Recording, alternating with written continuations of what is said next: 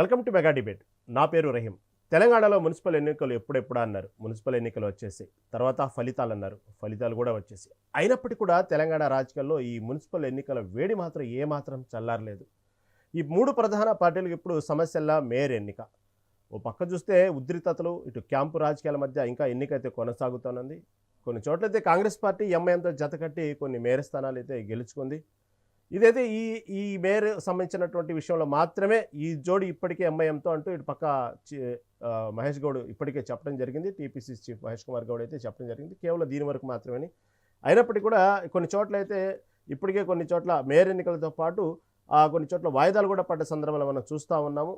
ఈ తరుణంలో ఇంతటి తెలంగాణ రాష్ట్రంలో ఈ మేయర్ ఎన్నికలు అయితే వేడి ఇంకా చల్లారలేదు. ఎప్పటికప్పుడు ఎత్తులు పై ఎత్తులు, ఒక్కో చోట బీ టీంలన్నీ కూడా కలయికలు ఇవన్నీ మనం చూస్తాను. సరే, ఇదే అంశం సంబంధించి ఈరోజు మెగా డిబేట్ ఇదే విషయంతో మనతో పాటు డిస్కస్ చేయడానికి సిద్ధంగా ఉన్నారు కాంగ్రెస్ నాయకులు కత్తి వెంకటస్వామి గారు, అదేవిధంగా కోటేశ్వర గారు, ప్రముఖ రాజకీయ విశ్లేషకులు మనతో పాటు సిద్ధంగా ఉన్నారు. ముందుగా కోటేశ్వరరావు గారి దగ్గరికి వెళ్దాం. కోటేశ్వరరావు గారు, మొన్న వచ్చినటువంటి ఏదైతే కోటేశ్వర నమస్తే అండి. నమస్తే. నమస్తే కోటేశ్వర గారు, మొన్న ఏదైతే ఎన్నికల ఫలితాల విషయంలో దాదాపు ఇది కాదు రేపు వచ్చేటువంటి మేయర్ ఎన్నికల్లో అసలు సంబంధించినటువంటి షో అంతా ఆ రోజు నడిచిద్ది అనుకున్నట్టుగానే ఇటు పక్క ఉద్రిక్తతలు, క్యాంపు రాజకీయాలతో వాడి వేడిగా సాగుతూ ఉంది. ప్రధానంగా ఎందుకంటే హంగ్ అనేక చోట్ల రావటం ఒక ఎత్తు అయితే, ఈ మేయర్ ఎన్నిక పెద్ద సవాల్గా మారింది మూడు పార్టీలకి. దీన్ని చూసుకుంటే ఇక్కడ ప్రధానంగా చర్చకు వచ్చే అంశం ఇప్పుడు ఎంఐఎంతో జతకట్టి కాంగ్రెస్ కొన్ని మేయర్ స్థానాలు కూడా కైవసం చేసుకోవడం జరిగింది. ఈ విషయంలో టీపీసీసీ చీఫ్ మహేష్ కుమార్ గౌడ్ ప్రస్తావిస్తూ కేవలం దీని వరకు మాత్రమే అనే విషయాన్ని కూడా ప్రస్తావించడం జరిగింది. దీన్ని ఎలా చూడాలి? రహీం గారు, రాజకీయాల్లో అవకాశవాదం గతంలో బీఆర్ఎస్ కూడా మజ్లిస్ పార్టీకి సంబంధించి ఇదే విధంగా దోబూచులాడింది. ఎక్కడ నేరుగా పొత్తు పెట్టుకున్నట్టు, సర్దుబాటు చేసుకున్నట్టు ఎక్కడ చెప్పలేదు. జిహెచ్ఎంసీ ఎన్నికల్లో కొన్ని వార్డుల్లో పోటీ కూడా పెట్టింది మజ్లిస్ మీద. కానీ మజ్లిస్ పార్టీ బీఆర్ఎస్ మధ్య బంధం ఆ రోజు ఎంత వాస్తవమో ఈరోజు కాంగ్రెస్ పార్టీ మజ్లిస్ బంధం అంత వాస్తవం అనేది నేను చెప్పదలుచుకున్నాను. ఇక్కడ ఒక కార్పొరేషను, 2 కార్పొరేషన్లో లేదా 10 మున్సిపాలిటీలో వాటిల్లో మేయరు లేదా చైర్పర్సన్ స్థానాలు దక్కనంత మాత్రాన అధికారంలో ఉన్నటువంటి పార్టీలకి పోయేది లేదు. వాటిని గెలుచుకున్నంత మాత్రాన ప్రతిపక్షాలకి దక్కేది కూడా ఏమి లేదు అనేది ఈ సందర్భంగా నేను స్పష్టంగా చెప్పదలుచుకున్నాను. కానీ అవకాశవాద ఒత్తులు లేదా అనైతిక సర్దుబాట్లు అనేటువంటివి ఈ సందర్భంగా చోటు చేసుకున్నాయి. ఇది ప్రజాస్వామ్యాన్ని లేకపోతే నైతిక రాజకీయాల్లో నైతిక విలువలని కాపాడాలి అనుకునేటువంటి వాళ్ళు ఎవరు కూడా సమర్థించేటువంటి చర్యలు కాదు అనేది ఈ సందర్భంగా చెప్పదలుచుకున్నాం. ఇటీవలనే కేరళలో పంచాయతీ స్థానిక సంస్థల ఎన్నికలు జరిగాయి. అక్కడ కూడా కొన్ని చోట్ల ఇదే విధమైనటువంటి హంగు ఏర్పడినప్పుడు అక్కడ ప్రధాన పార్టీలుగా ఉన్నటువంటి కాంగ్రెస్ కానీ సిపిఎం కానీ హంగు ఏర్పడినటువంటి చోట్ల ఈ విధమైనటువంటి ప్రలోభాలు లేకపోతే ఇట్లాంటి వాటిని ఎక్కడ కాంగ్రెస్ పాల్పడలేదు, సిపిఎం పాల్పడలేదు. అక్కడ గెలిస్తే గెలవనివ్వండి, బీజేపీ కొన్ని పంచాయతీల్లో ఆ విధంగా గెలిచింది, అట్లా వదిలేయాలి అంతే తప్ప వాటితోనే మొత్తం ఏదో అయిపోతుంది, అవి వస్తేనే సమగ్రత ఉంటుంది అనేటువంటి అభిప్రాయానికి రావడం అంటే అది సరైనటువంటిది కాదు అనేది నేను చెప్పదలుచుకున్నా. అందుకని ఈ సందర్భంగా కొన్ని చోట్ల కాంగ్రెస్ ఆ విధమైనటువంటి దానికి పాల్పడితే, కొన్ని చోట్ల బీఆర్ఎస్, కొన్ని చోట్ల బీజేపీ, ఏ పార్టీ కూడా తక్కువ తినలేదు. ఇది అవసరమా? ఈ విధమైనటువంటి కలయికలతోటి పొందేటువంటి స్థానాలతోటి ఏం బాగుకుంటారు? గతంలో ఏం బాగుకున్నారు? గతంలో బీఆర్ఎస్ ఏం బాగుకుంది? అనేటువంటిది కూడా ఈ సందర్భంగా, అదేవిధంగా బీజేపీ ఏం బాగుంది అనేటువంటి అంశాలన్నిటి కూడా మనం చర్చించుకోవచ్చు. ఇదైతే సరైనటువంటి వైఖరి కాదు అని మాత్రం నేను చెప్పదలుచుకున్నాను. మళ్ళీ మీ దగ్గరకు వస్తానండి, సమయం చాలా ఉంది. కాంగ్రెస్ నాయకులు కత్తి వెంకటస్వామి గారు. వెంకటస్వామి గారు నమస్తే అండి. నమస్కారం. వెంకటస్వామి గారు, మీకు ఈ మున్సిపల్ ఎన్నికల విషయంలో అయితే కాంగ్రెస్ పార్టీ తన సత్తా చాటుకుంది, వాస్తవంగా మంచి హవా కొనసాగింది. కాకపోతే ఇక్కడ మరొక ముఖ్య అంశం ఏంటంటే ఈ మేయర్ ఎన్నికకు సంబంధించి మళ్ళా గుల్లాలు పడతా ఉంది.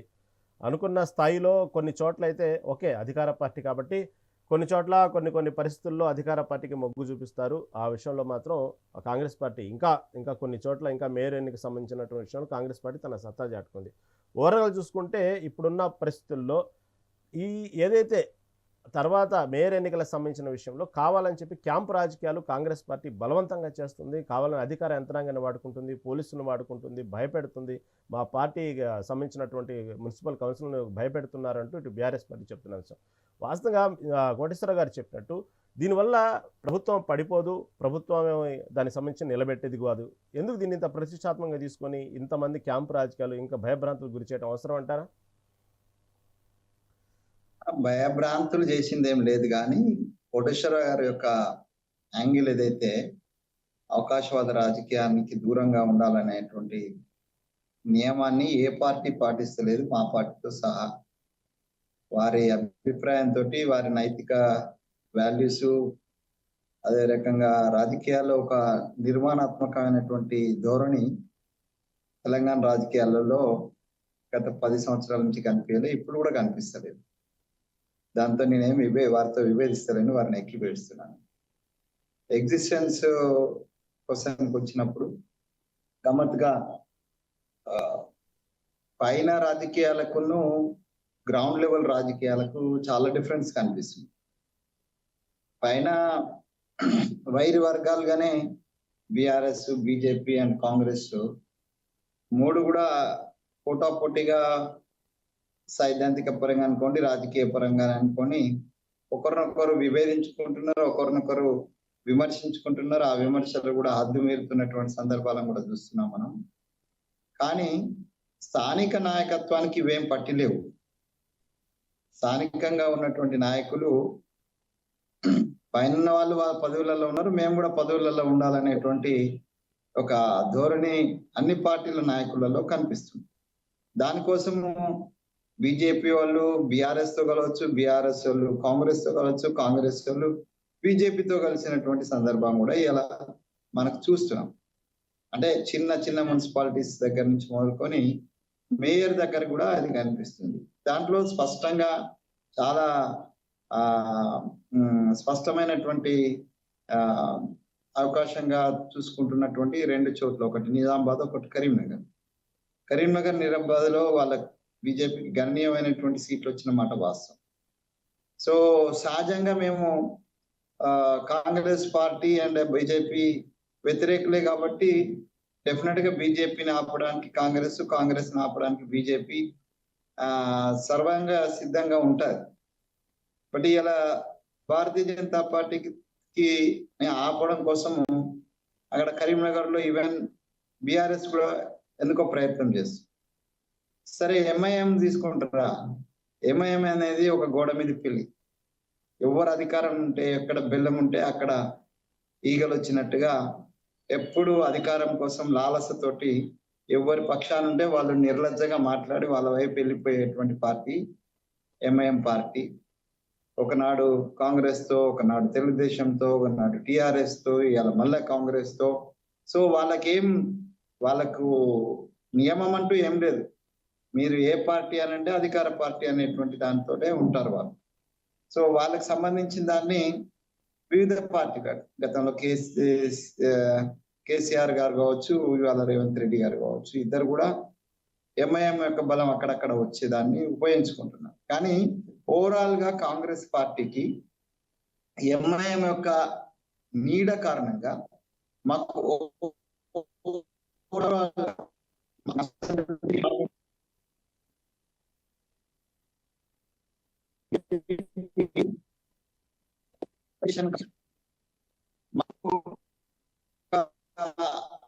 అనవసరమైనటువంటి అనవసరమైన అపవాదును మేము మూట కట్టుకోవాల్సినటువంటి దుస్థితి వస్తుంది.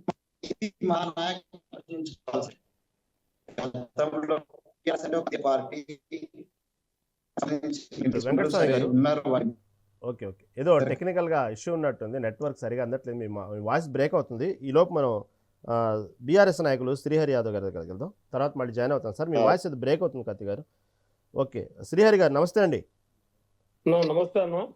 మెగా 9 టీవీ ప్రేక్షకులకి, నాతో పాటు పాల్గొంటున్నటువంటి కోటేశ్వరరావు గారికి, అన్న కత్తి వెంకటస్వామి అన్నకి, రహీం భాయ్, అందరికి గుడ్ ఈవినింగ్ అన్న. వాస్తవంగా వెంకటస్వామి చెప్పినట్టుగా ఒక సోషల్ యాక్టివిస్టులుగా మాట్లాడితే, మేము పార్టీ ప్రతినిధిగా మాట్లాడాలంటే చాలా మాట్లాడచ్చు, కానీ నిజంగా ఒక సామాజిక ఉద్యమం నుంచి వచ్చిన నాయకులుగా మాట్లాడితే ఈ ప్రజాస్వామ్యము, ఎన్నికల చుట్టూ ప్రజలు అభిప్రాయమేనా, ఈ ఎన్నికలు పోలేనివన్నీ ప్రజాభిప్రాయమే పోలేనియా, గెలిచిన నాయకుల నైతికత గురించి మాట్లాడుకోవడం అయితే కొద్దిగా ఈ గొంగట్లో అన్నం తింటూ ఎన్నికలు ఎదుర్కొన్నట్టే ఉందన్న పరిస్థితి.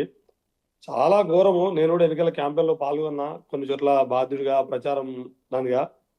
ఒక రకంగా అయితే ఒక సోషల్ యాక్టివిస్టులకి, ఒక డెమోక్రటిక్ అంటే ప్రజాస్వామ్యం బతకాలని కోరుకునే ప్రజాస్వామికవాదులకు మాత్రము ఈ నడుస్తున్న తీరు చాలా జుగుప్సాకరంగా, అసహ్యకరంగా ఉందన్న. నైతికత అనేది రాజకీయాలలో ఆశించలేము, కానీ కనీసం అంటారు కదా, అంత వైరాగ్యం ఎందుకు వచ్చింది శ్రీహరి గారు? చూస్తే అంత వైరాగ్యం ఎందుకు వచ్చింది? ఏంది ఫస్ట్ టైం చూస్తున్నారా ఇలాంటి రాజకీయాలు? లేదన్నా, ఫస్ట్ టైం కాదు, మితిమించి అంటే మితిమీరిపోతే ఓకే ఎట్లుంటది అనే దానికి పరాకాష్ఠకు ఏరిందని చెప్తున్నా. నాకేం వైరాగ్యం లేదు, నా వయసు 48 ఏళ్ళే. కానీ వైరాగ్యం అనేది రాజకీయంగా వైరాగ్యం కాదన్నా, నడుస్తున్న తీరు పరాకాష్ఠకు ఏరిందన్న. ఎంఐఎం ఓ చోట, ఎంఐఎం ఓ తోడ బీజేపీ. జనరల్ గా ఈ దేశంలో అయితే వాళ్ళు బీజేపీ వాళ్ళు తెల్లారు లేస్తే వాళ్ళు మొత్తుకునేటటువంటి దేశం కోసం, ధర్మం కోసం మాట్లాడే దాంట్లో ఎంఐఎం అయితే శత్రువులు చూపెడుతుంటారు. ఓకే ఓకే మరి అమరచంద్ర విషయం వెంకటరామన్ చెప్పినట్టుగా మరి శ్రీహరి గారు ఎంఐఎం దగ్గరికి పోయింది, ఇంకో చోట, ఇదన్నీ చూస్తుంటే అన్న శ్రీహరి గారు అమరచంద్ర విషయం అండి. అదే చెప్తున్నా, నైతికత అనే విషయం కాడికి పోతే ఇక నైతికత లేదు అన్న చెప్పినట్టుగా. ఇప్పుడు దేశంలో అంటే రాహుల్ గాంధీ గారు చెప్తున్న ఆ కాన్స్టిట్యూషన్, సేవ్ కాన్స్టిట్యూషన్ అని, లేదా రాజ్యాంగాన్ని కాపాడుకుందామని అంటుంటే, రాష్ట్రంలో రేవంత్ చూస్తే ఈ రెండు వేర్వేరు కాంగ్రెస్ లెక్క కనిపిస్తుంది. రేవంత్ చేస్తున్న విధ్వంసంతో, అక్కడ రాహుల్ గాంధీ గారు కొట్లాడుతున్న పోరాట పటిమతోటి ఈ రెండింటికి పొందడం లేకుండా అయింది. భవిష్యత్తులో ఈ దేశంలో జాతీయ కాంగ్రెస్ ను తెలంగాణ కాంగ్రెస్ కి ఇలా ప్రాక్టీస్ లో కానీ, వీళ్ళు చేస్తున్నటువంటి అనైతిక పనులలో కానీ రెండింటిలో ఎక్కడ పొద్దులు. ఆయన రోజు తెల్లారులేస్తే పాపము నైతికత అని, మొరాలిటీ అని, ఈ కాన్స్టిట్యూషన్, సేవ్ కాన్స్టిట్యూషన్ అని, రాజ్యాంగబద్ధంగా ప్రజాస్వామ్యాన్ని కాపాడమనేవి ఆయన తిరుగుతా ఉన్నాడు. ఇక్కడ దాని విధ్వంసం పరాకాష్ఠ ఎట్లుంటుందో తెలంగాణలో మనం కళ్ళ ముందు చూస్తా ఉన్నాం. సరే, ఇంతకుముందు కోటేశ్వరరావు గారు ఎప్పటికీ అధికార పార్టీలో ఉన్నప్పుడు గతంలో బీఆర్ఎస్ చేసిందా, చేయలేదా, మొత్తమే ఇప్పుడు అధికారంలో చేయరా అంటే, ఇదైతే ఒక పరాకాష్ఠలా కనబడుతుంది. అధికార దుర్వినియోగం చేయడము, పోలీసులు ఆడుకోవడము, ఓ మేరకు పోలీసులు కానీ లేదా ప్రజలలో కూడా కొంత అధికార పార్టీకి, లోకల్ బాడీ ఎన్నికలంటే సహజంగానే కొంత అభివృద్ధికి సంబంధించి అధికార పార్టీ వైపు నిలబడితే, ఆ గెలిచినటువంటి ఇండిపెండెంట్లకు కానీ, ఓటేసే ప్రజల నుంచి మొదలుకుంటే గెలిచినాక రెబల్స్ కానీ, ఇండిపెండెంట్లకు కానీ కొంత అధికార పార్టీ మొగ్గు చూసే అవకాశం ఉంటుంది. కానీ గింత విధ్వంసపూరితంగా, గింత ఘోరంగా వ్యవహరించాల్సినటువంటి, గింత అనైతికంగా వ్యవహరించాల్సినటువంటి అవసరం అయితే లేదు. కోటేశ్వరరావు గారు ఒక మంచి విషయం చెప్పారు. ఈ ఎన్నికలలో ఇప్పటికిప్పుడు అధికారం మారేది ఏం లేదు. ఒకరు 4 మున్సిపాలిటీలు ఎక్కువ గెలిస్తేనో, ఓ 4 చోట్ల చైర్మన్ పదవి వస్తేనో, ఓ 4 చోట్ల చైర్మన్ పదవి మిస్ అయితేనో అధికారం కోల్పోయలేదు, అధికారం వచ్చేది. కానీ దీనికోసం గింత చేయడం వెనుక సమాజంలో మనం ఏం విలువలు, రేపు భవిష్యత్తు కూడా గిట్లే ఉంటుందేమో, ఈ విలువల గురించి మాట్లాడడం అనేది ఎన్నికలలోకి వస్తే ఈ అంతా నామమాత్రమే అయితేమో అనిపిస్తుంది. కానీ ఏదేమైనా ఇంత అనైతికత మాత్రం బీజేపీ, కాంగ్రెస్ రెండింటి పొత్తుతోటి మాత్రం రాష్ట్రంలో ఎట్లా ఉంటుందో, దేశంలో 2 కొట్లాడుకుంటాయి జాతీయ పార్టీలు. కానీ తెలంగాణకి వచ్చేటప్పటికల్లా ఎంత అనైతికమైనటువంటి పొత్తులు చేస్తున్నారో ప్రజలతో చూస్తూ ఉన్నారు. ఇది రేపు భవిష్యత్తు ఖచ్చితంగా రానున్నటువంటి రేపు భవిష్యత్తులో తెలంగాణలో ఓరుకోరు ఆల్టర్నేట్ అనుకున్నారు కాదు, మేము ఇద్దరం ఒకటే అనే విషయాన్ని మాత్రం ప్రజలకు వాళ్ళకి వారే మంచిగా బహిరంగంగా చాటుకున్నారు. మేము 2 వేరు కాదు, బీఆర్ఎస్ పార్టీ ఉనికి లేకుండా కోసం మేము ఇద్దరం ఎంత దూరమైనా వెళ్తాం, ఇద్దరం కలిసికట్టుగానే పోతాం, చెయ్యిలో పువ్వు పట్టుకోనో లేకపోతే పువ్వు చేతి పట్టుకోనో మేము కలిసే నడుస్తామని చెప్పి మాత్రం ఈ ఎన్నికల సందర్భంగా వాళ్ళు రుజువు చేశారన్నా. నేను మళ్ళీ మీతో జాయిన్ అవుతాను, నేను ఇంకొక ఛానల్లో పాల్గొంటున్నా, మళ్ళీ ఒక 10 నిమిషాలు మళ్ళీ మీతో పాటు జాయిన్ అవుతాను. నాకు అవకాశం ఇచ్చినందుకు ధన్యవాదాలు అన్న. ఓకేనండి శ్రీహరి గారు, ఓకే మళ్ళీ జాయిన్ అవ్వండి. ఓకే సునీత రెడ్డి గారు ఇప్పుడే జాయిన్ అయ్యారు, బీజేపీ నాయకురాలు. సునీత రెడ్డి గారు నమస్తే అండి. నమస్తే అండి. సునీతారెడ్డి గారు, ఏదైతే మున్సిపల్ ఎన్నికల ఫలితాల్లో ఆశించినంత ఆశాజనకంగా బీజేపీకి సంబంధించినటువంటి విజయాలు దక్కలేదు. అయినప్పటికీ కూడా దీంట్లో ఏదైతే మేయర్ ఎన్నికల విషయంలో మాత్రం కీలక పాత్ర పోషిస్తుందని చెప్పుకోవాలి బీజేపీ. ప్రస్తుతం జరుగుతున్నటువంటి తీరును చూస్తే మీకు ఏమనిపిస్తుంది? ఈ మేయర్ ఎన్నికలకు సంబంధించి ప్రస్తుతం జరుగుతున్న తీరు పట్ల మీ పార్టీ అభిప్రాయం ఏంటి? పార్టీ అభిప్రాయం ఏమో కానీ నా అభిప్రాయంగానైతే కొంత నేను చెప్తాను. ఓకే, రైట్, చెప్పండి. ఇప్పుడు అందరూ ఏమంటారు, వేదాలే చెప్తున్నారు, అందరూ మళ్ళీ చేసేది అదే ఉంది. ఇప్పుడు కోటేశ్వరరావు గారు కూడా కరెక్ట్ గా చెప్పారు. అసలు ఈ ఎలక్షన్ ని ఎవరితో మనం కొట్లాడినాం, ఎవరితో మనం గెలిచినాం, మళ్ళీ ఎవరితో కలిసిపోతున్నాం అనేది ప్రతి ఒక్కరు ఆలోచించాల్సిన విషయమే. ఇప్పుడు మన స్వామన్న కానివ్వండి, కోటేశ్వరరావు గారు కానివ్వండి, ఇప్పుడు వెళ్ళిపోయిన మన బ్రదర్ కానివ్వండి, ఎవరైనా ఆలోచించాల్సిన విషయమే. మనకు ఇవి గ్రామ పంచాయతీ ఎలక్షన్లు సార్. గ్రామ పంచాయతీ ఎలక్షన్ల స్థాయిలో ఎట్లయినా మోస్ట్ ఆఫ్ ది కార్పొరేషన్స్ కానీ, మున్సిపాలిటీస్ కానీ, గ్రామ పంచాయతీలు కానీ అన్ని ప్రభుత్వానికి అనుకూలంగానే ఉంటాయి. కానీ ఇప్పుడే ఏదో జరిగిపోయినట్టుగా మనం అనుకోవాల్సిన అవసరం లేదు సార్. అంత నైతికత పార్టీలకు ఉన్నట్టయితే, అంత నైతికత ఉన్నట్లయితే మనం ఇది మొన్న 23 ఎమ్మెల్యే ఎలక్షన్లప్పుడు ఒక పార్టీ నుంచి గెలిచి ఒక ఎమ్మెల్యేగా ఉండి, అదే క్యాండిడేట్ బీఫారం తీసుకొని ఒక పార్టీ నుంచి గెలిచి ఇంకో పార్టీలో జాయిన్ అయ్యి ఎక్కడ యాంటీ డిఫెక్షన్ అనేది ఒబే చెయ్యకుండా మళ్ళీ పార్లమెంట్ ఎలక్షన్లకు వచ్చేసరికి అక్కడ ఎక్కడ రాజీనామా కూడా చేయకుండా, గతంలో గెలిచిన పార్టీకి రాజీనామా కూడా చేయకుండా, ఏ విధమైన అసలు ఇది లేకుండా, ఏమంటారు నైతికత శరము ఏమీ లేకుండా ఎంపీగా పోటీ చేశారు. అక్కడ ఎమ్మెల్యే పదవి కంటిన్యూ అవుతుంది, అదేం పోలేదు. బీఆర్ఎస్ నుంచి ఎమ్మెల్యేగా గెలిచి కాంగ్రెస్ నుంచి ఎంపీగా పోటీ చేసినారు. ఇది ఎంతవరకు నైతికత? ఆ స్థాయిలో నుంచే అనైతికత అనేది స్టార్ట్ అయింది. ఇంకొక ఎమ్మెల్యే బీఆర్ఎస్ లో గెలిచిండు, కాంగ్రెస్ కు సపోర్ట్ చేస్తూ ప్రచారం చేసిండు. ఇంకా అక్కడి నుంచే స్టార్ట్ అయింది కదా. మనం ఆలోచించాలి. ఇక గొంగట్లో వండుకొని ఎంటికలు ఏర్పుకుంటున్నాము అనేది ఇక్కడ కనపడుతూనే ఉంది. ఇంకా ఇప్పుడు కొట్లాట పెట్టుకొని నువ్వు ఈ పార్టీతో లింక్ ఉన్నావు, నువ్వు ఆ పార్టీతో లింక్ ఉన్నావు, నువ్వు బీఆర్ఎస్ తో లింక్ ఉన్నావు, బీజేపీ బీఆర్ఎస్ ఒక్కటే, ఇవన్నీ చెప్పిన వాళ్ళు ఇవాళ మేము కలవలేదు అంటలేము. మరి వాళ్ళు ఎందుకు కలిసినారని అడుగుతున్నాం. ఇలా వాళ్ళు కూడా కలిసి మరి మున్సిపాలిటీస్ దాదాపు 35 మున్సిపాలిటీలు హంగొచ్చినాయి. ఎక్కడ దొరికితే అక్కడ కలిసిపోయినారు. ఎంఐఎం తోటి కలిసిపోయినారు, తోటి కలిసిపోయినారు, బీఆర్ఎస్ తోటి కలిసిపోయినారు, బీజేపీ తోటి కలిసిపోయినారు. ఏంది సార్ ఇది? అవును సునీతారెడ్డి గారు, మీరు చెప్పినట్టే సునీతారెడ్డి గారు, ఎవరి మీద పోటీ చేస్తున్నారో, ఎవరి కోసం నిన్నటి వరకు పోట్లాడారో వాళ్ళందరూ కలిసి మేయర్ ఎన్నిక కోసమో చైర్మన్ ఎన్నికల కోసం ఒకటవుతున్నారు. మీరు చెప్పినట్టు నిజంగా మా డిబేట్ లో పక్కన మీరు విజువల్స్ చూస్తే అర్థమైంది. ఎవరి కోసమైతే, ఏ నాయకుల కోసమైతే కార్యకర్తలు లేకపోతే ఓటర్లు దానికి సంబంధించిన పార్టీ కార్యకర్తలు పోట్లాడుతున్నారో వాళ్ళు మాత్రం ఇంకా ఆ గొడవలు జరుగుతూనే ఉంది. ఇంకా ఇప్పటికీ గ్రామాల్లో పోట్లాడుకుంటున్నారు. మొన్న జరిగిన మున్సిపల్ ఎన్నికల్లో గొడవలు పడి ఇప్పటికీ చాలా మంది అనేక చెదరమదుర సంఘటనలు ఇప్పటికీ ఎఫ్ఐఆర్ నమోదయ్యి వాళ్ళు స్టేషన్ ఇంకా బెయిల్ రాకుండా ఉన్న కార్యకర్తలు కూడా ఇప్పటికీ ఉన్నారు ఈ ఎలక్షన్ సంబంధించి. ఇక్కడ మాత్రం వాళ్ళందరూ ఒకటైపోయి మేయర్ ఎన్నికల్లో ఒకటయ్యారు. అక్కడ మాత్రం కార్యకర్తలు మాత్రం ఇప్పుడు ఆ స్టేషన్ చుట్టూ తిరుగుతున్నారు స్టేషన్ బెయిల్ కోసం. చాలా మంది ఇంకా ఆ గొడవలు పడి కొంతమంది ఇంకా వైద్యం చేయించుకున్న వాళ్ళు కూడా ఉన్నారు తల్ల పగల కొట్టుకొని. ఇంకా నైతికత ఆడుంది ఇక్కడ. నేను అదే చెప్తున్నాను సార్. మొన్నటి వరకు బీజేపీని ఓడగొట్టడం కోసం అన్ని పార్టీలు కలిసిపోయినాయి. బీఆర్ఎస్, కాంగ్రెస్, ఎంఐఎం, సిపిఐ అన్ని కలిసిపోయి బీజేపీని ఓడగొట్టాలని ట్రై చేసినాయి సార్. మా శక్తి కొలది మాకు గ్రామీణ స్థాయిలో తక్కువ ఉంది, మాకు ఓట్ పర్సెంటేజ్ తక్కువ ఉంటుంది, మీకు తెలిసిందే. మేము ఎంపీ ఎలక్షన్లలో మేము 36% ఓట్లు తెచ్చుకున్నాం. ఆ తర్వాత జరిగిన ఎమ్మెల్సీ ఎలక్షన్లలో కూడా 28% ఓట్లు తెచ్చుకోగలిగినాం. మాకు మేము ఎప్పుడు ఇక్కడ ప్రభుత్వాన్ని ఏర్పాటు చేయలే కాబట్టి మాకు గ్రామీణ స్థాయిలో బలమైన కార్యకర్తలు బలంగా లేదు అనేది మాకు తెలుసు, అందరికి తెలిసిన విషయమే. కాబట్టి ఏ విధంగానైనా బీజేపీని పైకి రానియొద్దు అని చెప్పి ఆ రెండు పార్టీలు కలిసిన మాట వాస్తవము. వాళ్లకు ఎంఐఎం కూడా యాడ్ చేసుకున్నారు. నేను ఒక రేవంత్ ఉద్దీన్ గా మారిన అని కూడా చెప్పుకున్నారు, ముస్లింలు అంటే మేమంటేనే ముస్లింలు అని చెప్పుకున్నారు, ఇవన్నీ చేసుకున్నారు, ఇవాళ గెలిచినారు. ఇంత చేసినా కూడా 39% సీట్లే అదే పర్సెంట్ ఓట్లు తెచ్చుకోగలిగారు. కాంగ్రెస్ పార్టీకి ఏం ఫుల్ మెజారిటీ రాలేదు సార్. దాదాపు 38 నుంచి 40 సీట్లు హంగులు వచ్చినాయి అంటేనే మనకు అక్కడ అర్థమవుతుంది. ఈ హంగ్ వచ్చినాక కూడా ఏ విధంగా నడుస్తుందో మనం చూస్తున్నాము. ఇదైతే కరెక్ట్ కాదనిపిస్తుంది. మనకు గతంలో ఎన్టీఆర్ గారి ప్రభుత్వంలో డైరెక్ట్ ఎలక్షన్ ఉండేది సార్, డైరెక్ట్ ఎలక్షన్ ఉండేది. ఇప్పుడు ఏదైతే సర్పంచ్ ఎలక్షన్ల మాదిరే అప్పుడు కార్పొరేషన్లకు జిహెచ్ఎంసీ ఉంది, అప్పుడు మేయర్ గా తీగల కృష్ణారెడ్డి గారు డైరెక్ట్ ఎలక్ట్ కాబడ్డారు. అక్కడ వరంగల్లో రాజేశ్వరరావు గారు డైరెక్ట్ ఎలక్ట్ కాబడ్డారు. అక్కడ నల్గొండ మున్సిపాలిటీకి కృష్ణారెడ్డి గారు డైరెక్ట్ ఎలక్ట్ చేయబడ్డారు. ఇట్లా ఒకటి డైరెక్ట్ ఎలక్షన్ అయినా ఉంటే ఈ విధమైన గోడ దూకుళ్ళు, ఈ విధమైన ఏమంటారు కొనుగోళ్ళు ఇవన్నీ తగ్గుతాయని అనిపిస్తుంది సార్. కానీ ఏం అర్థం కాని గజిబిజి గందరగోళంగా మాత్రం ఉన్నది ఇదైతే.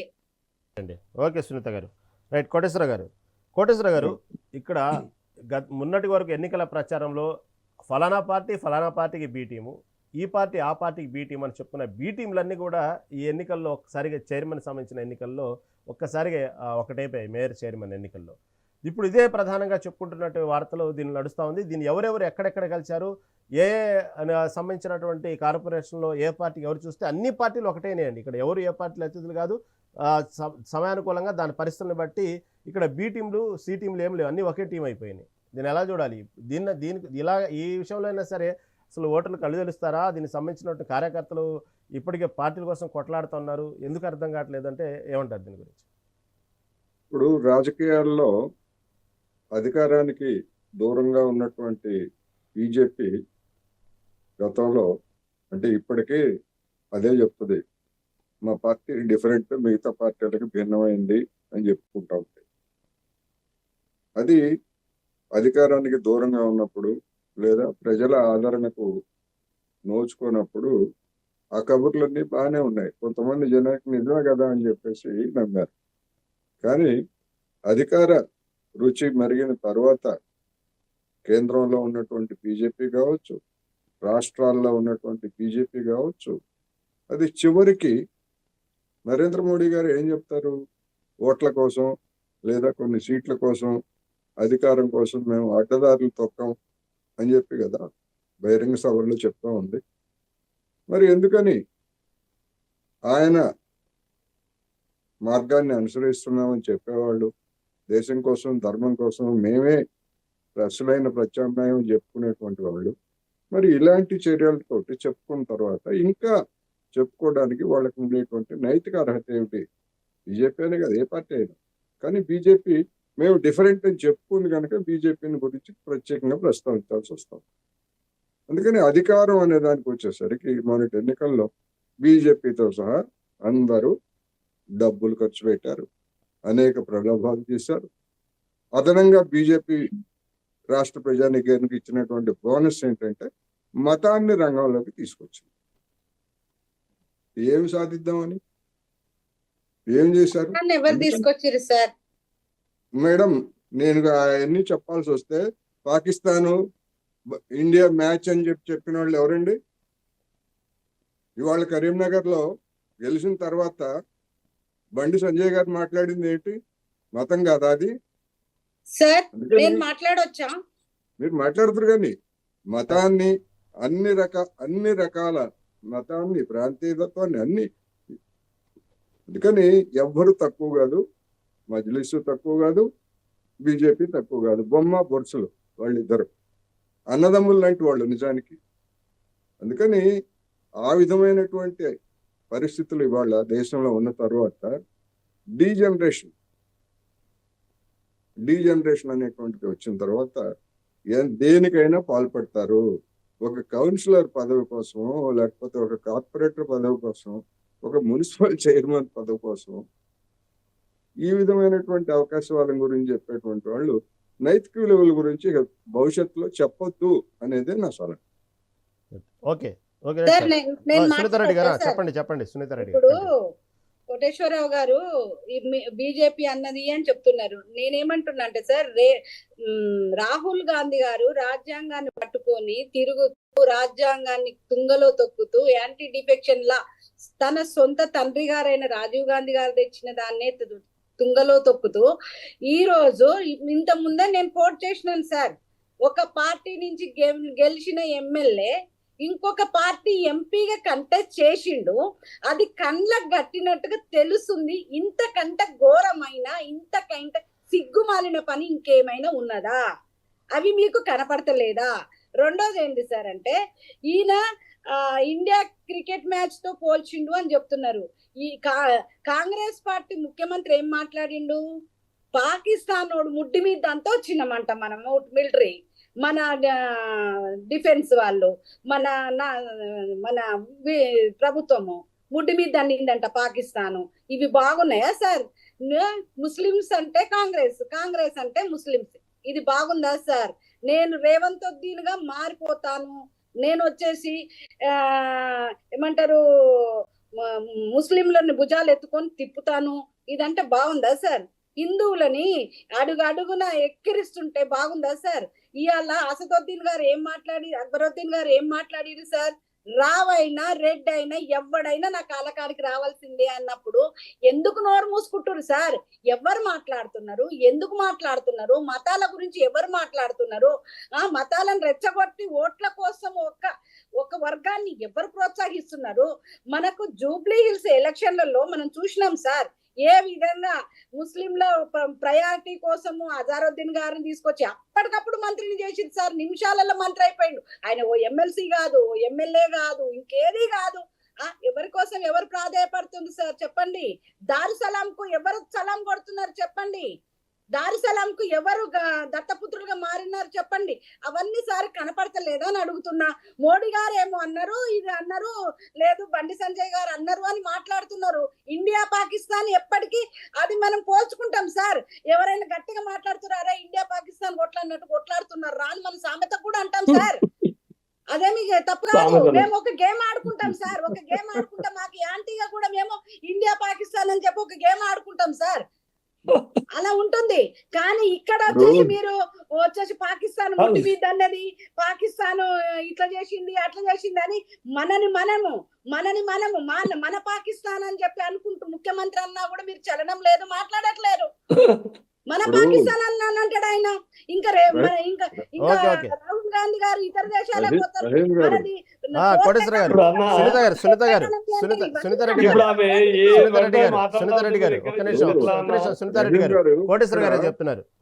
ఇక్కడ ఒక్కటే పాయింట్ నేను చెప్పేది, కరీంనగర్ లో గెలిపేమో భారత్ గెలుపట, మరి నిజామాబాద్ లో ఓటమి భారత్ ఓటమి అని చెప్తారా బీజేపీ నాయకులు?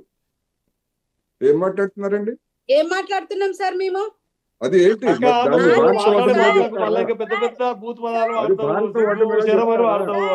ఒక్కొక్కరు ఒక్కో రకంగా ప్రిడిక్ట్ చేస్తారు సార్. ఇప్పుడు రాత్రి క్రికెట్ మ్యాచ్ అయింది, పొద్దున్నట్టు ఎలక్షన్ జరిగింది, అక్కడ ఎలక్షన్లలో ఆయన విన్ అయినాడు కాబట్టి ఇండియా గెలిచింది అని చెప్పిండు. ఒక్కొక్కరు ఒక్కో రకంగా సార్. ఇండియా గెలిచింది మీకు నామర్దైందా? ఇండియా గెలిచిందా చెప్పండి సార్. ఇండియా గెలిచిందంటే మీకు నామర్దా? సంతోషమా? నాకు నామర్ద కాదు, మీకు సరదా. మతాన్ని తీసుకురావడం, మతం పేరుతో రెచ్చగొట్టడం మీకు సరదా. నిజామాబాద్ లో భారత్ గెలిచిందా ఓడిందా చెప్పండి? నిజామాబాద్ లో భారత్ గెలిచిందా ఓడిందా చెప్పండి? మరి చెప్పండి. మీరు కరీంనగర్ లో భారత్ గెలిచింది అన్నారు, నిజామాబాద్ సంగతి చెప్పండి. ఎవరు గెలిచారు అక్కడ? పాకిస్తాన్ గెలిచినట్ట? పాకిస్తాన్ గెలిచినట్ట చెప్పండి. పోనీ అది చెప్పండి. పాకిస్తాన్ గెలిచిందని చెప్పండి నిజామాబాద్ లో. ఇండియా గెలుపుని యాక్సెప్ట్ చేయరా? నేనున్నాను, నేను చేసుకుంటాను. ఇండియా ఈ మున్సిపల్ ఎన్నికలను విడిచిపెట్టి ఈ రెచ్చగొట్ట వ్యాఖ్యలు ఎన్నికల గురించి మాట్లాడకుండా వాళ్ళకు అప్పు చెప్పడానికి ఏమన్నా? సునీత గారు సునీత సార్, గారు నేను మ్యాచ్ జరిగింది చూస్తున్నాను సునీత సార్. గారు మ్యాచ్ జరిగింది నిన్న. సునీత గారు మ్యాచ్ జరిగింది నిన్న. అప్పుడు ఆ సమయంలో కరీంనగర్ ఎన్నికల సమయంలో బండి సంజయ్ ఇది పాకిస్తాన్ కు ఇండియాకు జరిగినట్టు మ్యాచ్ లాంటి ఎన్నికలు ఇక్కడ గెలిస్తే మాత్రం భారతదేశం గెలిచినట్టు అన్న సందర్భంలో వచ్చిన వ్యాఖ్యలు తప్ప దీంట్లో ఎటువంటిది లేదండి. టాపిక్ సైడ్ ట్రాక్ అయిపోతుంది. ఓకే వెంకటస్వామి గారు మాట్లాడండి సార్, ఒక్క నిమిషం నన్ను చెప్పండి మాట్లాడనివ్వండి. సునీతారెడ్డి గారు. నాకు ఒక అవకాశం ఇస్తావా? సార్ నన్ను మాట్లాడనివ్వండి. సునీతారెడ్డి గారు ప్లీజ్ ఒక్క నిమిషమే. ఒక్క నిమిషం మాట్లాడతా ఒకటే మాట. తొందర చెప్పండి సునీతారెడ్డి, ఒక్క నిమిషం చెప్పండి. ఇప్పుడు ఇండియా పాకిస్తాన్ మ్యాచ్ ఎంత క్రేజీగా ఉంటుందో, ఎంత హైప్ అయిపోతుందో అట్లా హైప్ గా వచ్చింది అక్కడ అనేది ఉద్దేశంతో మాట్లాడింది ఆయన. మొత్తం కరీంనగర్ లో ఉన్నదంతా భారతీయులే కదా. అవును కరీంనగర్ లో సార్, ఉన్నదంతా మేము భారతీయులే కదా. ఇప్పుడు ఆ విషయాన్ని ఇండియా సందర్భంగా గెలిచింది చెప్పాలండి. ఏమన్నా తప్ప? ఆ కరీంనగర్ లో ఉన్నదంతా భారతీయులే కాబట్టి భారతీయులుగానే ఇండియా పాకిస్తాన్ మ్యాచ్ అనకూడదు కదా అనేది కోటేశ్వర గారి అభిప్రాయం. అక్కడ ఉన్నంతా ఇండియన్సే కదా. కోటేశ్వరరావు ఓకే ఓకే గారికి సరేనండి. ఇప్పుడు సునీతారెడ్డి గారు నేను ఎందుకు 5 టాపిక్ సార్లు డైవర్ట్ చూసాను అవుతుంది? సార్ సున్నితమైన అంశాలు ఇవి పక్కదారి పడతాయి. ప్లీజ్ వదిలేద్దాం. ఏదో చెప్తున్నారు శ్రీహరి యాదవ్ గారు చెప్తున్నారు. శ్రీహరి గారు చెప్పండి. అన్న నమస్తే. మనం ఎన్నికలకు పరిమితం అయిదాము. వాళ్ళకు ఏమి చెప్పడానికి వీల్లేదు. నిన్న కాక మొన్న జరిగిన అమెరికాతో జరిగినటువంటి ఒప్పందాల గురించి మాట్లాడితే వాళ్ళ దేశభక్తి ఏందో బయటపడుతుంది. మళ్ళా అక్క పాపము, అక్కనేమో మహిళ అయిపోయింది. మాటకు ముందు ఆమె సిగ్గు, శరము ఏదో పదాలు వాడుతా ఉంటది. ఆ పదాలు దేనికి దేశంలో 9 రాష్ట్రాలలో వేరే పార్టీలలో గెలిచినటువంటి పార్టీలను కూలదోస్తుంది కదా బీజేపీ. ఎన్ని రకాల అనైతిక పొత్తులతో ఈ దేశంలో రాష్ట్ర ప్రభుత్వాన్ని కూలగొట్టింది. తెలంగాణ మొత్తం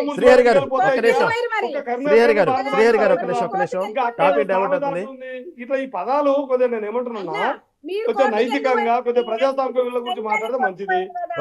మహిళ అయిపోయింది.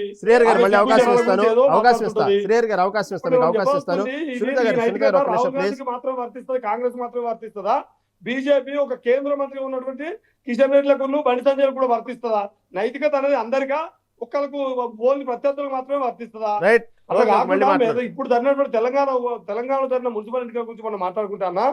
ఇక్కడ నైతికత, ప్రజాస్వామ్యము, అధికారము ఏమి చర్చకు రాకుండా పోయి పచ్చి అనైతికతతోటి అప్రజాస్వామికంగా అధికార దర్పాన్ని, అధికార బలాన్ని అన్ని రకాలుగా ఉపయోగించి ఎన్ని రకాల అనైతికతకు పాల్పడి అన్ని రకాల అనైతికతకు పాల్పడి నంబర్ గేమ్ లో తమ నంబర్ ను మెచ్చుకోవడం కోసం, కుర్చీని కాపాడుకోవడం కోసం రేవంత్ రెడ్డి మేము కూడా ఉన్నాం అనిపించుకున్నందుకు బీజేపీ ఎన్ని రకాలు చేయనో అన్ని రకాల అవి చేస్తా ఉన్నారు. ఇది భవిష్యత్తులో నేను చెప్పదలుచుకుంది గతంలో బీఆర్ఎస్ చేయలేదా అంటే ఏదేమైనా ఇది మొత్తం తెలంగాణ సమాజానికి భవిష్యత్తులో ప్రజాస్వామిక విలువలకు కానీ తెలంగాణ సమాజం కానీ ఇది సరైనది కాదు. ఇది భవిష్యత్తులో ఒక విధ్వంసపూరితమైనటువంటి లేదా ప్రజాస్వామిక విలువలు లేనటువంటి, నైతికత లేనటువంటి రాజకీయాలకు ఇది పరాకాష్ఠ చేరుతున్న దానికి ఇవి నిదర్శనము. కాబట్టి భవిష్యత్తులోనైనా ఒక ఇజం మీద, ఒక విధానాల మీద, పాలసీల మీద, వాళ్ళు చేసే డెవలప్మెంట్ నమూనాల మీద, వాళ్ళు చేసినటువంటి ఆ సంక్షేమ వెల్ఫేర్ యాక్టివిటీస్ మీద ఆ ప్రతిపాదిక చర్చలు జరిగితే బాగుంటుందని నేను కోరుకుంటున్నాను. ఇప్పుడు జరుగుతున్నటువంటి ఈ చర్చ కానీ ఈ విధానపరమైనటువంటి చర్చ కాకుండా కేవలం ఏమైనా చేసి కుర్చీలు పట్టుకోవాలనేటటువంటి విధానమే జరుగుతుంది. కాబట్టి ఇదైతే ఆహ్వానించదగ్గ పరిణామం కాదు. ప్రజలు అసహించుకుంటున్నారన్న ఈ విధానాలను చూసి. అయితే శ్రీహరి గారు, ఇక్కడ ఏదైతే ఎక్స్ అఫిషియో ఓట్లు ఏదైతే ఉన్నాయో, ఎమ్మెల్యే ఎమ్మెల్సీ ఓట్లు ఉంటాయి కదా, దీనికి సంబంధించినటువంటి విషయంలో మీ పార్టీకి సంబంధించిన విషయంలో ఐఎన్సీ కాంగ్రెస్ పార్టీలో చేరిన ఎమ్మెల్యేల విషయంలో వాళ్ళ ఓట్లు కీలకమైనప్పుడు సభ్యులుగా ఏంది కనీసం వాళ్ళు తీసుకోవడానికి కూడా అందుబాటులో లేరంట. పార్టీ కూడా విప్ జారీ చేస్తుంటే అర్థమవుతుంది. ఏంది అసలు ఆ వార్త ఏంది? నాకంత లోతైన అవగాహన లేదు కానీ అది కూడా ఎంత అనైతికంగా ఉంది మీకు ఇప్పుడు అక్క చెప్పింది. అందుబాటులో లేరంట. దగ్గర ఎమ్మెల్యేగా ఉండి సిట్టింగ్ ఎమ్మెల్యేగా ఉండి ఇంకో పార్టీ నుంచి ఎంపీగా పోటీ చేశాను కూడా ఈయన పార్టీ కాదా అని చెప్పడానికి అది ఉంది. మొన్ననే స్పీకర్ గారు చెప్పారు, పాపం ప్రసాద్ అన్న ఒక అట్టడుగు వర్గాల నుంచి వచ్చి ఒక స్పీకర్ అయినటువంటి నాయకుని కూడా వీళ్ళు కావాల్సినంత బురద చల్లిరు ఇప్పుడు ఆయన జీవితం మీద కూడా పాపం. ఇప్పుడు ఆయనే మొన్న వాళ్ళందరూ మేము బీఆర్ఎస్ పార్టీ అని చెప్పిరి. మున్సిపల్ ఎన్నికలలో మీరు చూడండి అన్న, మొన్న మేము బీఆర్ఎస్ పార్టీ అని చెప్పి ఆ స్పీకర్ గారు నోటీసులు ఇస్తే ఆ నోటీసులు సమాధానానికి పోయినటువంటి నాయకులంతా ఏం చెప్పారు? మేము బీఆర్ఎస్ పార్టీలోనే ఉన్నామని చెప్పి వచ్చారు. ఆడ మున్సిపల్ ఎన్నికల్లో ఏ పార్టీకి ప్రచారం చేస్తారు, ఇప్పుడు ఏ పార్టీలలో వాళ్ళు ఏ పార్టీకి సంబంధించినటువంటి గెలుపు కోసం వాళ్ళు క్రియాశీలకంగా పనిచేస్తారో తెలుస్తలేదా అన్న. కాబట్టి ఇదంతా కూడా అన్న ఈ మొత్తం ప్రజాస్వామిక విలువల్ని పూర్తిగా నాశనం చేసి ధ్వంసం చేస్తున్నటువంటి తీరైతే కళ్ళ ముందు ఇట్లా బహిరంగంగా కనబడుతున్నటువంటి తీరైతే ఈ సరైనది కాదన్నది అంతా అనైతికతనే అన్న. ఓకేలండి. ఏదైతే ఈ ఎక్స్ అఫీషియల్ ఓట్లు ఉంటాయో వీళ్ళు ఎమ్మెల్సీ, ఎంపీ వీళ్ళు వేయాలి ఆ ఓట్లు. దానికి సంబంధించినటువంటి మీ పార్టీకి సంబంధించిన వాళ్ళకు కనీసం సంతకం తీసుకుందామంటే కూడా అందుబాటులో లేకుండా పోయారు అని, కాబట్టి పార్టీ అయితే విప్ జారీ చేస్తున్నట్లు వార్తలు వస్తున్నాయి. సరే, ఆ విషయం పక్కన పెడదామండి, అంత లోతుగా విశ్లేషణ అవసరం లేదు. మన వెంకటస్వామి గారి దగ్గరికి వెళ్దాం. వెంకటస్వామి గారు, ఏదైతే ఫలితాల తర్వాత బీఆర్ఎస్ వర్కింగ్ ప్రెసిడెంట్ కేటీఆర్ పెట్టినటువంటి ఏదైతే ప్రెస్ మీట్లో చెప్పిన అంశం ఏంటంటే, గతంలో 10 ఏళ్లలో మేము అధికారంలో ఉన్నప్పుడు అప్పుడున్నటువంటి మున్సిపాలిటీలు ఏ విధంగా కైవసం చేసుకున్నాం, ఇప్పుడున్న అధికారంలో ఉన్న కాంగ్రెస్ పార్టీ ఎంత మాత్రం కైవసం చేసుకుంది మున్సిపాలిటీలు, అప్పుడున్నటువంటి రేషియో ఏంది, ఇప్పుడున్నటువంటి రేషియో ఏంది ప్రస్తావిస్తూ, గతంలో మా అధికారం ఉన్నప్పుడే ఎక్కువ మున్సిపాలిటీలు సాధించుకున్నాం, ఇది పెద్ద విజయమేం కాదు, కాంగ్రెస్ పార్టీ గొప్పగా చెప్పుకుంటుంది, కానీ మేమే గట్టి పోటీ ఇచ్చాము, మా ఓటింగ్ పర్సెంటేజ్ పెరిగింది అన్నట్టు చెప్పుకున్నట్టు వార్తలు బట్టి ఈ వ్యత్యాసాన్ని బాగా చెప్పుకుంటుంది. ఇప్పుడు బాగా హైలైట్ అయింది ఆ వ్యత్యాసం, ఏ విధంగా ఓటింగ్ షేర్ పెరిగిందనే విషయంలో ఏమంటారు? సరే, ఇప్పుడు ఎవరి పార్టీకి సంబంధించి వాళ్ళు సమర్థించుకోవడము, 4-5 చోట్ల గెలవనటువంటి బీజేపీ కూడా మమ్మల్ని అందరు కలిసి ఓడగొట్టింది అంటున్నారు. 10-15 చోట్ల గెలుపు మాత్రమే దక్కినా కూడా మేము చాలా బాగా చేసినామని ఆయన అంటున్నాడు. సరే, 50-60 సీట్లు వచ్చినా మేము కూడా బాగానే వచ్చినాం. అసలు ఈ ఎన్నికలలో నిజంగా చెప్పాలంటే పార్టీలు గెలిచినాయి, ప్రజలు ఓడిపోయినారు. వాళ్ళ ఓట్లు, వాళ్ళ సీట్లు, వాళ్ళ అభిప్రాయము, వాళ్ళ అభిమతానికి ఏం విలువ లేదనేటువంటి స్థానిక సంస్థల ఎన్నికలలో తేటతెల్లమైంది. గెలిచిన తర్వాత జరుగుతున్నటువంటి తరంగం అవుతుందో, హంగ్ వచ్చిన దగ్గర కావచ్చు, హంగ్ వచ్చినటువంటి ప్లేస్ లో జరుగుతున్నటువంటి రాజకీయ క్రీడ ఏదైతున్నదో అది ప్రజాస్వామ్యవాదులను, రాజ్యాంగ పరిరక్షణకు కట్టుబడి ఉన్న వాళ్ళను చాలా బాధ పెడుతుంది. దేశంలో కావచ్చు, ఈ రాష్ట్రంలో కావచ్చు. అది పార్టీలకు అతీతంగా అర్థం చేసుకోవాల్సినటువంటి విషయం. ఎవరికి వాళ్ళము మా పార్టీ గొప్ప, మా పార్టీ మేమే మంచి వాళ్ళము, మిగతా వాళ్ళు చెడు పని చేస్తున్నారు అనేటువంటి మాట అనడానికి ఏ పార్టీకి నైతికమైనటువంటి హక్కు లేదు. కేటీఆర్ ఒకవేళ దాన్ని ఒక ఎనాలిటిక్ గా మాట్లాడితే నేను కూడా ఎనాలిటికల్ గా మాట్లాడగలను. ఆయన 105 ఎమ్మెల్యేలు, మేము ఇవాళ 65 ఎమ్మెల్యేలు.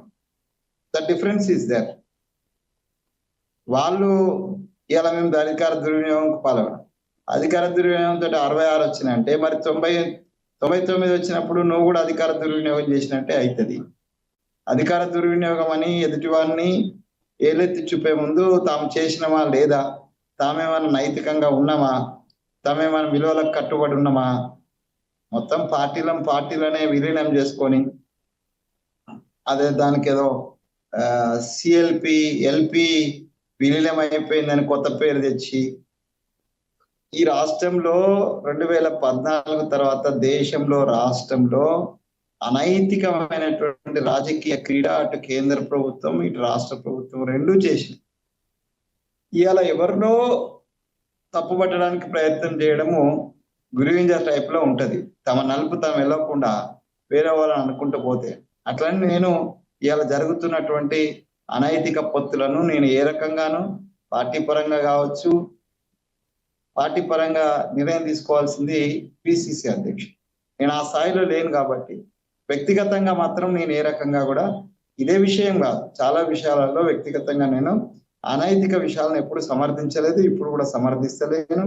ఇది ప్రజాస్వామ్యానికి శ్రీహరి గారు అన్నట్టుగా, కోటేశ్వరరావు అన్నట్టుగా ప్రజాస్వామ్యానికి. ఇంకోటి సునీతక్క కూడా ముందు మాట్లాడుతూ పార్టీ అభిప్రాయం ఏమున్నా కూడా నా అభిప్రాయం చెప్తా అని వారు కూడా అన్నారు. అంటే అందరి ఇవాళ ప్యానెల్లో కూర్చున్న వాళ్ళందరూ కూడా ఒక నైతికమైనటువంటి బాధ్యతతోటి మాట్లాడుతున్నారు.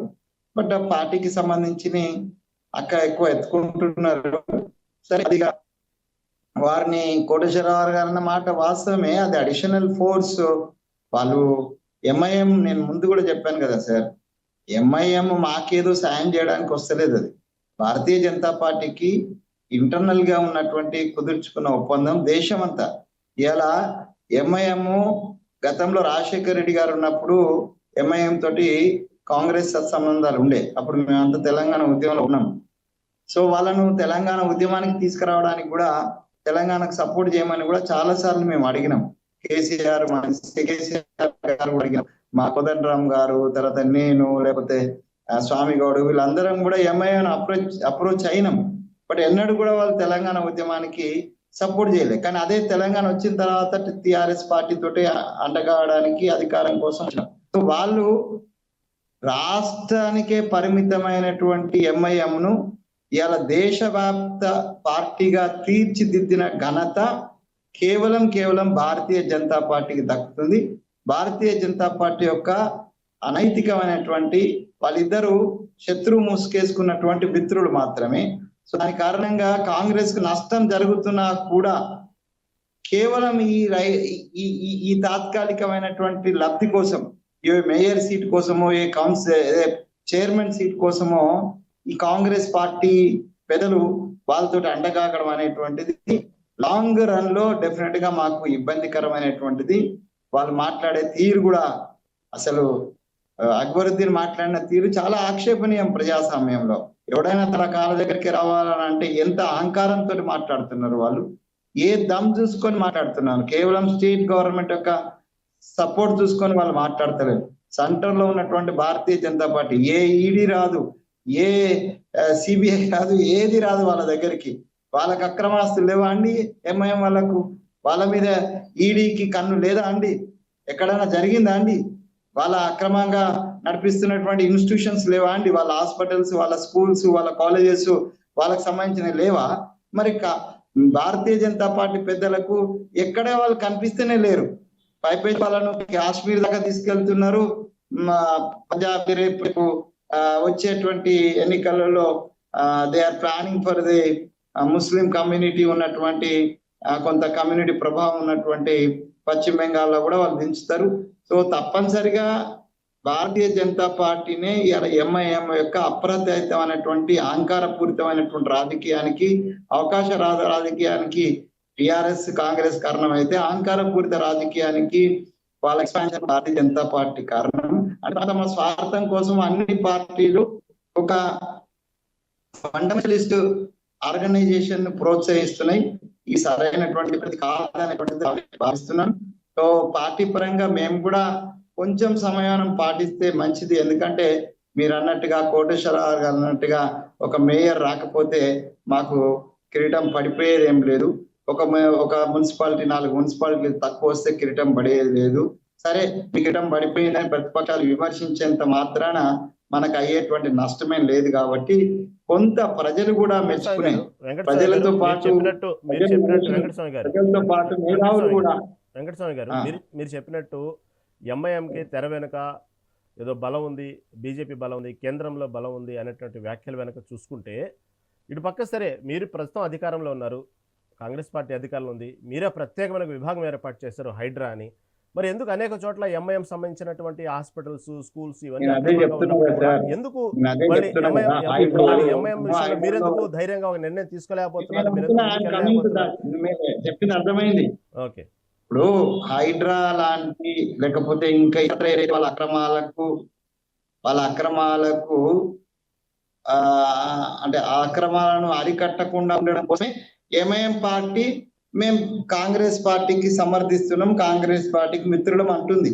దీన్ని మనం మా పార్టీ వాళ్ళు, మా ప్రభుత్వం కూడా అర్థం చేసుకోవాల్సినటువంటి అవసరం ఉన్నది. నేనేం మీతో వివేవిస్తలేను, నేను కోశరావుతో కూడా వివేవిస్తలేను.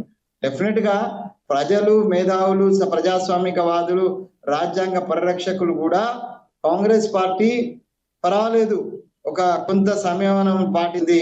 వాళ్ళ అధికారం పోయినప్పుడు సోనియా గాంధీ గారు ద గ్రేట్ లీడర్ ఏం చేసింది, ఆంధ్రప్రదేశ్ లో మేము చాలా దెబ్బతింటామని తెలిసినా కూడా ఒక పబ్లిక్ కాజ్ 4 కోట్ల ప్రజల ఆకాంక్ష కోసము పార్టీని బలైపోయినా పర్వాలేదని, మొత్తం నాశనం అయిపోతుందని చెప్పిన అందరూ కూడా ఆమె కట్టుబడి ఉండి ఈ తెలంగాణ రాష్ట్రం ఇచ్చింది. అట్లాంటి కమిట్మెంట్ ఉన్నటువంటి నేషనల్ లీడర్ ఇప్పుడు ఇందాక సీఎం గారు చెప్పినట్టుగా, లేకపోతే సునీత గారు కూడా అడిగినట్టుగా రాహుల్ గాంధీ గారు ఈ కమిటెడ్ టు ది ప్రజాస్వామ్య డెమోక్రసీకి, రాజ్యాంగానికి కట్టుబడి ఉన్నారు. కాబట్టి మా పార్టీ రాష్ట్ర నేతలు, మా పార్టీ రాష్ట్ర ప్రభుత్వ నేతలు కూడా కొంచెం దీని విషయంలో సంయమనం పాటించి సరైన పద్ధతిలో పోతే ఇక్కడ పబ్లిక్ చిన్న విషయం ఉందండి వెంకటస్వామి గారు.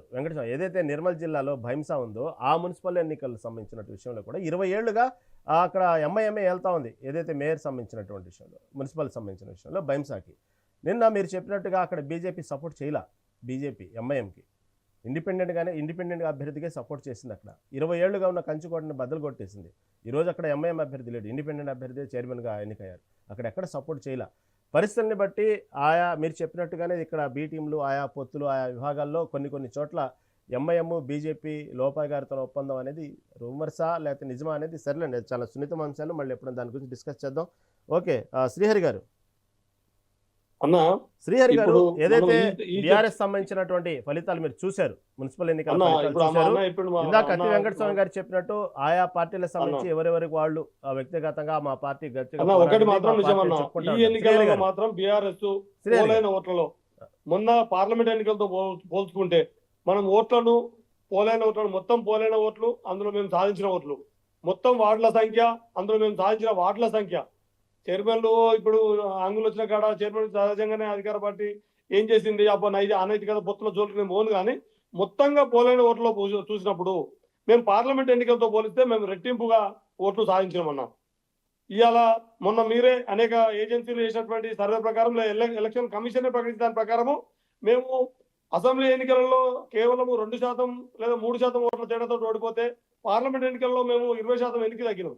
మళ్ళీ తిరిగి ఇప్పుడు మాత్రం 10% కాంగ్రెస్ పార్టీకును మాకు 10% మాత్రమే ఓట్ల పోలింగ్ లో 9% చిల్లర చేంజ్ అయింది పోలింగ్ ఓట్ల శాతం.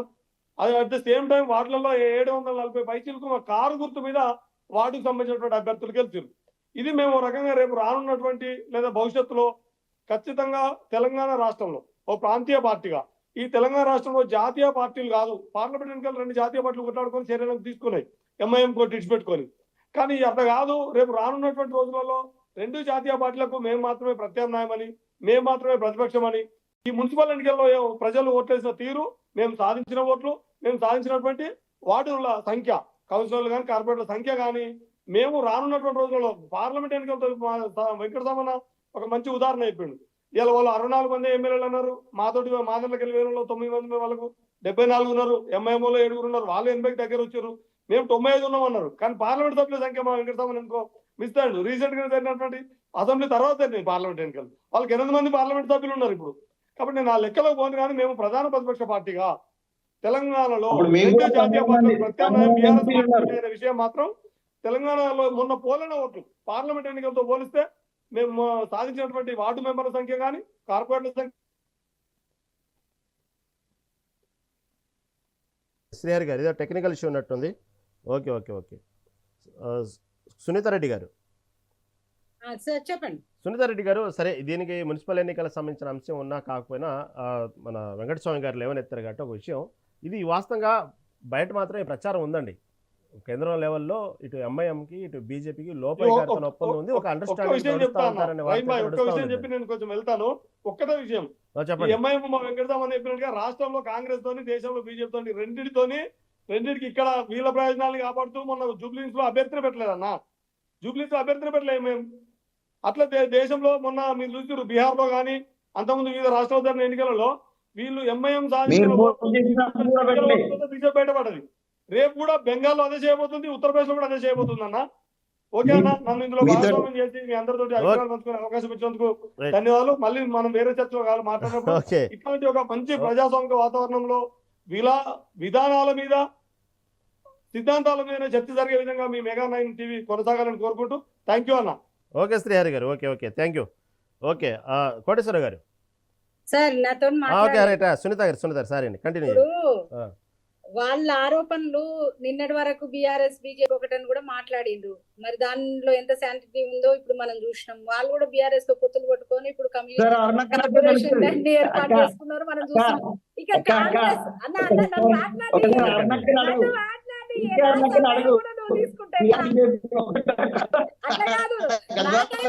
తీసుకుంటే ఎట్లా చెప్పు? మేము తీసుకుంటలేను. అన్నక్కని అడుగు బీజేపీ బీఆర్ఎస్ సంబంధం ఏందో అని.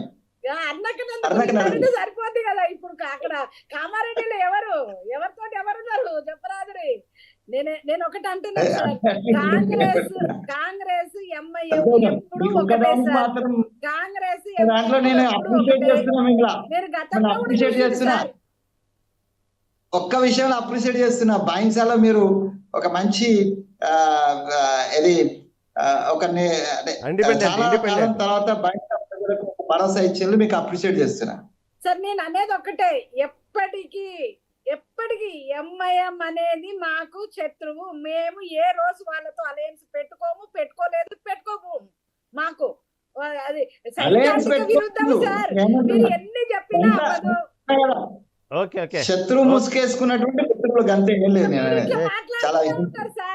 చాలా సరే ఈ విషయం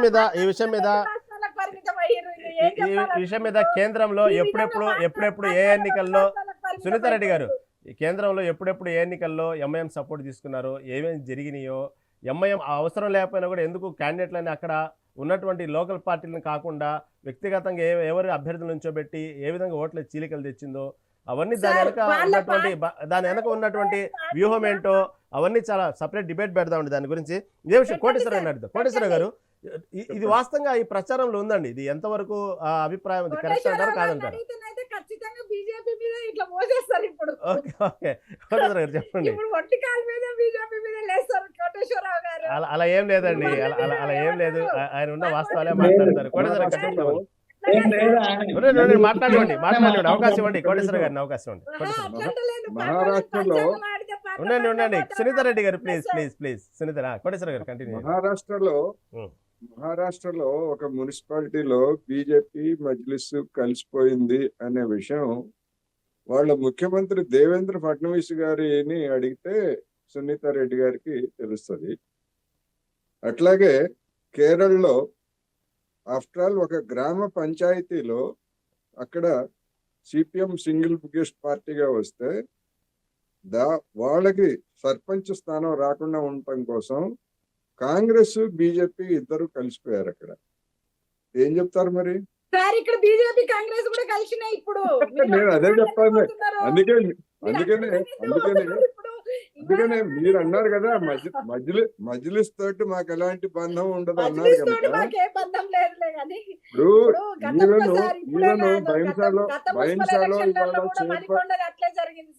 భయంసాలో chairman Shyam Prasad Mukherjee was the cabinet minister along with the Muslim League party government in Bengal. అవును, చరిత్రలో ఉంది కదా అవన్నీ. చరిత్రను జరిపిస్తే జరగదు. ఇప్పుడు రెండోది భయంసాలో కూడా ఇప్పుడు బీజేపీ సపోర్ట్ చేసినటువంటి అతను వాళ్ళ మనిషే, ఇండిపెండెంట్ గా గెలిచాడు. బీజేపీ మీద తిరుగుబాటు చేసి ఇండిపెండెంట్ గా గెలిచాడు, వాళ్ళ మనిషే. అందుకని సరే ఏదైనా ఇప్పుడు స్వతంత్రులుగా గెలిచినటువంటి వాళ్ళని అక్కడ మజ్లిస్ని రాకుండా చేయాలని చేశారు. ఇవన్నీ వాటిని కాదంటలే, కానీ మేము పరిశుద్ధులుగా ఉన్నాము అని చెప్పుకోవడమే అభ్యంతరకరం అనేది నా అభిప్రాయం. గారు వెంకట సార్ గారు, ఈ జగిత్యాల సంబంధించిన మున్సిపల్ చైర్మన్ ఇటు పక్క ఏదండి జీవన్ రెడ్డి ఇటు పక్క సంజయ్ గ్రూపులు గొడవ, చివరికి జీవన్ రెడ్డి అలిగినట్టున్నారు, ఏదో చెప్పినట్టున్నారు, మార్కెట్ యార్డ్ సంబంధించిన ఏదో పోలీసులు ఇస్తాం అది దాన్ని, చివరికి ఎట్టకేలకు సంజయ్ విజయం సాధించినట్టున్నారు. ఏందా చిలికి పెద్ద గాలివాన్ అనేది పెద్ద తలనొప్పి గాలి పడుతుంది మీ పార్టీకి, ఏమంటారు దాని గురించి? చిలికి కాకుండా కొంచెం సర్దుమణిగినట్టే. జీవన్ రెడ్డి గారు తన అస్తిత్వాన్ని జీవన్ రెడ్డి గారు చెప్తున్నటువంటి నిజమైనటువంటి కార్యకర్తలకు నేను సపోర్ట్ చేస్తున్నాను. దాని ప్రకారమే అక్కడ ముందు నుంచి 30 ఏళ్ళు 40 ఏళ్ళు పనిచేసిన కార్యకర్తల్ని ఏదైతే గెలిచిన వాళ్ళు ఇండిపెండెంట్ గెలిచిన వాళ్ళందరూ కూడా కాంగ్రెస్ అంటే జీవన్ రెడ్డి గారి మద్దతు తోటి కాంగ్రెస్ ఒక అది గెలిచింది. సరే సంజయ్ గారికి కూడా కొన్ని గెలిచినారు. సంజయ్ గారు ఏం మాట్లాడాలి సార్? సంజయ్ గారు టిఆర్ఎస్ లో ఉన్నా మా కాంగ్రెస్ లో ఉన్నా అని ఎవరు అడిగితే సమాధానం చెప్పే స్థితిలో మేము లేము. మనిషిగా నైతిక విలువలకు మారేటువంటి ప్రసాద్ గారికి కూడా ఇలా ఈ ఏదైతే డిఫెక్షన్ సంబంధించినటువంటి అంశాల విషయంలో వారు కూడా మరికిపడినటువంటి పరిస్థితి ఏర్పడింది. బట్ సరే అది ఇంటర్నల్ గా సీఎం గారు స్పెషల్ ఇంట్రెస్ట్ తీసుకుంటున్నారు జగిత్యాల విషయంలో. సో ఏదో ఒక సర్దుబాటు చేసి ఆ ఇద్దరు నాయకులను ఒక తాటి మీద నడిపే ప్రయత్నం చేస్తారు. కానీ అది ఎంతవరకు సమర్థనీయము అనేటువంటిది ఇక దాన్ని చర్చకు నేను పోలేదు. ఒక పార్టీ ప్రతినిధిగా నేను ఈ మాత్రమే మాట్లాడాను. ఎంతసేపటి పాప జీవన్ రెడ్డి గారిని ఆయన సమాధానించడం తప్పితే ఆయన కంఠశోష మిగులుతుంది మీ పార్టీలో. సరే ఏదేమైనప్పటికీ కూడా చర్చలో పాల్గొన్నందుకు కత్తి వెంకటస్వామి గారికి, అదేవిధంగా సునీతారెడ్డి గారికి, శ్రీహరి యాదవ్ గారికి, కోటేశ్వర గారికి ధన్యవాదాలండి. ఇది ఏదేమైనప్పటికీ కూడా ఇప్పుడు మేయర్ ఎన్నికలు అనేది ఇప్పుడు 3 పార్టీలు పెద్ద తలనొప్పిగా మారింది. ఇటు పక్క చైర్మన్ల పదవులు కూడా కొంత ఇప్పటికే పోస్ట్ పోన్ జరిగింది. ఏమైనా 3 ప్రధాన పార్టీలు తలనొప్పిగా మారిన సమస్య దాదాపు ఈరోజు రేపట్లో సద్గుమడిగే అవకాశాలు అయితే కనబడతా ఉన్నాయి. చూస్తూనే ఉండండి మెగా 9 టీవీ.